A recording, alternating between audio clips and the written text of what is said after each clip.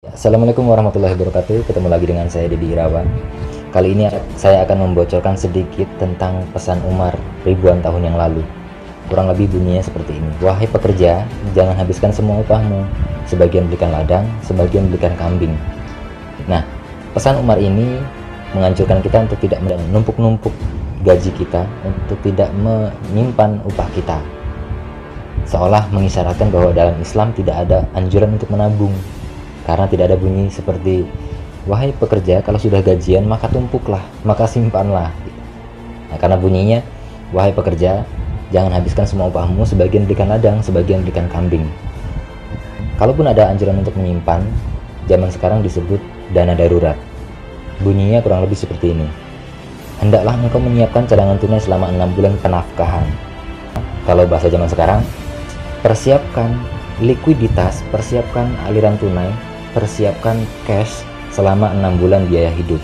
Jadi misalkan biaya hidup kita 3 juta dalam sebulan, artinya kita harus menyiapkan 18 juta cash dan tidak boleh diutak-atik. Gunanya untuk dana darurat kalau diperlukan. Misalnya ada kejadian-kejadian yang tidak diduga seperti PHK, misalnya pandemi seperti sekarang ini, atau misalnya resign dari tempat kerja. Nah, selama 6 bulan ke depan kita masih punya cadangan tunai, kita masih punya likuiditas yang siap dipakai. Nah, itu anjuran dari hendaklah engkau menyiapkan cadangan tunai selama 6 bulan penafkahan. Atau zaman sekarang, persiapkanlah likuiditas, persiapkanlah cash selama 6 bulan biaya hidup. Nah, kembali ke pesan Umar, sebagian belikan ladang, sebagian belikan kambing. Kalau kita perumpamakan kita tinggal di daerah-daerah yang memang sudah langka ladang, sudah langka kambing, kita bisa kiaskan kepada misalnya ladang menjadi properti, yaitu apartemen, perumahan, kapling, dan lain-lain.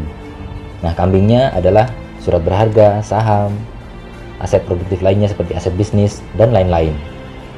Nah, pertanyaannya adalah, cukupkah upah kita, cukupkah gaji kita untuk membeli apartemen, untuk membeli perumahan, atau untuk membeli kapling? Nah, kalau belum cukup kita bisa mundur sedikit, yaitu beli kambing.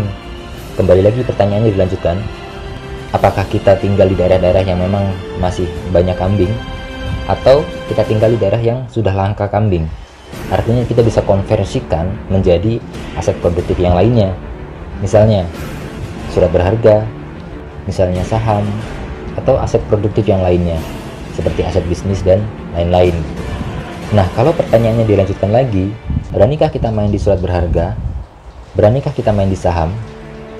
Kalau belum berani, dengan konsekuensinya kita bisa mundur selangkah, main di aset produktif yang lain, aset bisnis misalnya. Ini lebih minim resiko dan ini lebih sederhana, tentunya untuk pemula, yaitu bangun bisnis, bangun sistem bisnis.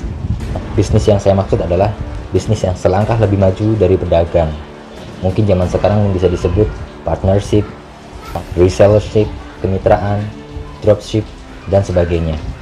Yang dalam jangka panjang ini akan menjadi aset produktif dan bekerja dengan sendirinya. Sekian, semoga bermanfaat.